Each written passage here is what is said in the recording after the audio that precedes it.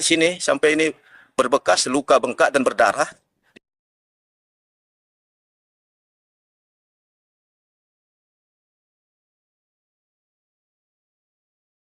Di sini bekas, saya nggak tahu karena saya seketika sekelabat.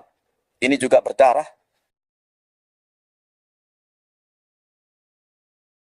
Dan ini leher saya ini bengkak nih, sampai saya kusuk 1 minggu. Dada saya ini robek nih, tercakar-cakar. Nah, 1 minggu saya payah makan, Biro Pak tahu. Nah, kekecewaan saya, setelah gelar perkara, saya terima SP2HP terakhir, di situ dijelaskan, kendala yang dihadapi penyidik Polres Busalam tidak ada kendalanya. Dan sudah melalui pendalaman. Tapi begitu saya pertanyakan, ya masih didalami. Nah, kalau begitu apa yang digelar perkara selama ini? Nah, oke, kita percaya dan tetap yakin.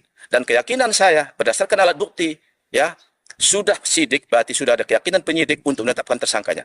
Dan sekarang saya protes, saya keberatan dan sudah saya kirim surat, Pak.